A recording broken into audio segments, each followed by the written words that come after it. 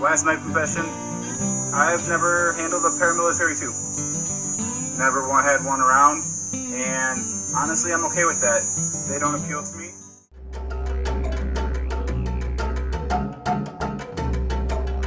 Yama's Vegemite for Becky. So nice. Good eye, Dango. Alright, time to watch the tubas.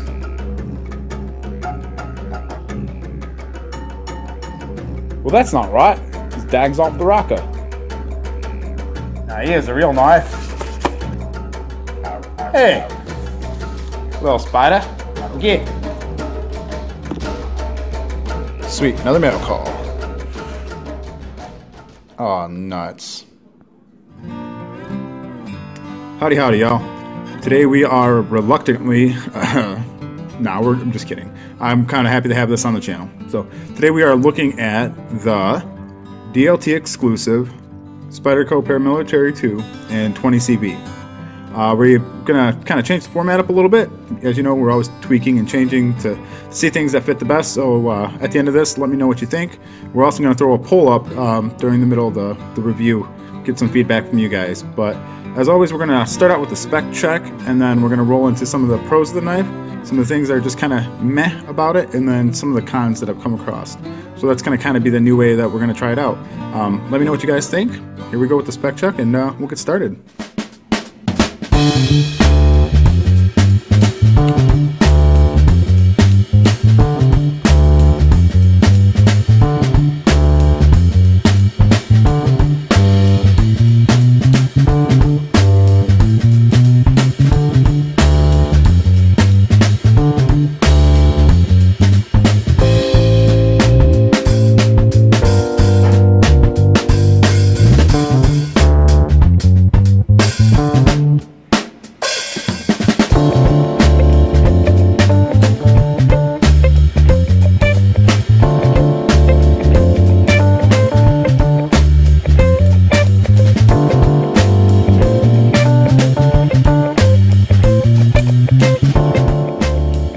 So to start things off, I do want to say thank you to our friend Tony for sending this along.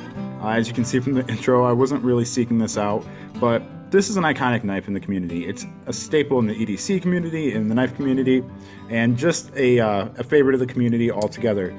So if you're a knife reviewer and you get a chance to check one of these out, by all means you should. And at some point, if you can work it into your rotation as just a loaner, or just, you know, maybe go out and do an impulse purchase. If you don't like it, trust me, you'll be able to sell it on the second market. But the Para 2, being what it is to the community, is something that we all should check out at some point in our hobby. And it's not for everybody, and I get that. And we'll kind of go through that as we work through the pros and the cons. So to get things started, let's talk about the pros of this knife. Just, you know, getting started on what this is and who makes it, Spyderco. I'm a big fan of Spyderco. This is one of their USA made versions. It's the DLT Exclusive. You know, just as a brand, Spyderco is reputable. They do good warranty work, so you can always trust that you're getting a good knife. And if something's off on it, chances are they'll make it right. You know, as long as you didn't go out and try to pry your car door open with it. And with this particular model, going into one of the other pros, being the DLT Exclusive, they went with the 20 CV blade steel, and that's something that I'm a big fan of. M390 is one of my favorite folding knife blade steels, and chemically, essentially, these are the same thing. So really good choice on blade steel in this format. On the Para 2, I really like this this tan G10 that they paired with it. I'm a big fan of this color. It's a nice, subtle, subdued tan, and it gets a big thumbs up from me. So the blade steel and just this layout overall, big pros of this knife. Next up is going to be the fit and finish. This was almost a perfect example out of the box. We'll touch on one of the not perfect examples when we get to kind of like the so-sos of the knife. But everything is where it should be. You know, it's pretty sharp out of the box. The action is really good. The compression lock works really good. It needs to be broken in just a tip more, but I'm happy with where it's at. And you know, everything that they're going to put out from their USA made stuff is generally done really well. So on this example, you know, thumbs up again for the fit and finish. Next up on the Para 2, you know that we're going to be having the compression lock, and this is one of my favorite opening methods since I got a chance to experience one on the Para 3. I like that it keeps your finger out of the cutting path. It's pretty fidget friendly. it's kind of hard to do it when you're in a confined space on screen. But yeah, overall, I'm really happy that this knife has this lock. It makes it really fun to deploy and just have around. Next up, going into one of the other pros of this knife is going to be just the ergonomics. I do have a smaller hand, and this is one that's going to fill my hand up quite a bit and leave a little bit hanging out, as you can see. But being a bigger knife, there's still plenty of good grip options for me, and I can always get a nice, comfortable grip on it, pretty much no matter how I'm gripping it, even like, you know, if you go into your reverse and all that. So the ergonomics, it's a Spyderco. You know, generally they're knocking it out of the park on their ergonomics. You know, so I got to give them high marks on ergonomics, especially with the Para 2 being such a big knife. They did a good job of making it not feel like it's just overwhelming your hand and you're just holding on to a giant knife, and it doesn't feel that way at all. And one of the last pros I want to touch on is just the overall construction. I do like Spyderco's G10. It's one of my favorite G10s. You are getting the nested steel liners on here, done really, really well. It's a well-tested knife. You know, it's been tested fairly well in the community. You can go check out Woodland Tactical's videos on it. He does I'll link them down below. He does a really good job of testing this bad boy out, and he puts it through its paces. And I've been impressed with what I've seen in the community and how this knife has held up. So just the overall construction, the fit and finish, the ergonomics, the blade steel, and just how tried and true and tested this knife really is, all big wins on this knife. We interrupt your regularly scheduled review for a quick poll question, guys. Now, I said I was going to throw one in there, and I did want to ask really quickly before we move on. One thing I don't really do in my reviews is size comparisons. Is that something that you guys want to see in your reviews? No, I know I don't pay particular attention when I'm watching a review on the size comparisons, but maybe that's just because I'm a jackass, and you guys all really need that in your lives. So is that something that you guys want to see? I'm going to pop the poll card in here.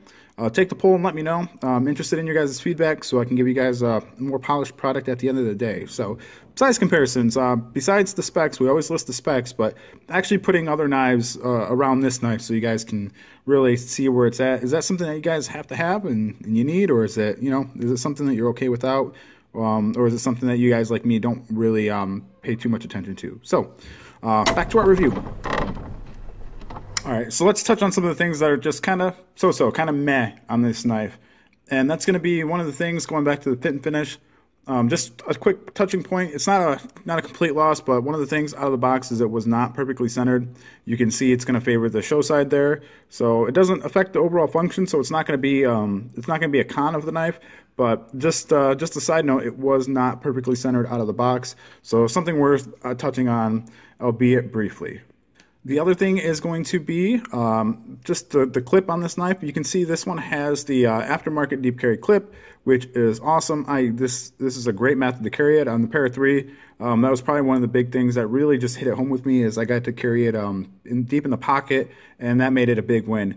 You do have 4-way reversible, so you know, lefties can carry this knife, righties can carry this knife. If you like tip up or you like tip down, this knife is going to have options for you. But with your standard pocket clip, you are going to have about that much sticking out. And you know, I think Slicey Dicey did a poll on one of the things that doesn't really matter to not knife reviewers, and that was going to be how much sticks out of the pocket. So maybe it's not that big of a deal. So it's just one of the so-sos on this knife. It's something that I wanted to touch on, is you're not going to get the best deep carrying pocket knife in your pocket. Another one is going to be, hold on one second here.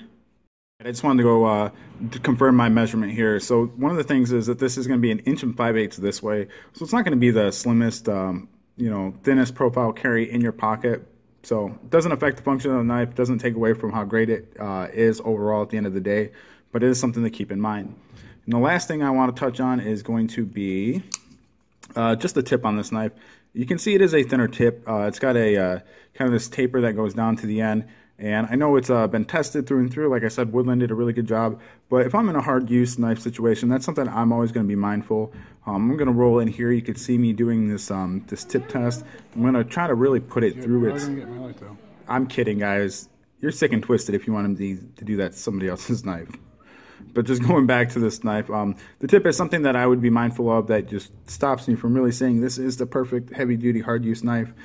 Like I said, it doesn't take away from how great the knife actually is, but it's something I wanted to touch on in one of the so-sos for me personally. These are all my opinions. I might be super wrong. So, you know, by all means, let me know if I am. So, all right, moving on to the bad. You know, I came up with the pros, the kind of so-sos, and then the cons of the knife. I really had to fight to find one on this knife. So it's only going in the bad category because it's a new format and I had to have something to throw in the bad category.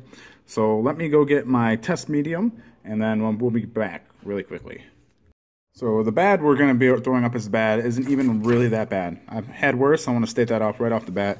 But as far as sharpness out of the box, this is probably the least sharp Spyderco I've had. Now it's going to look like it's making a liar out of me, but you can kind of see it's a little gritty, almost feeling, kind of going through. It's not really getting that nice, good push through the paper. Just a side note, it is sharp. It still cuts. Let's see, it might shave the hair still.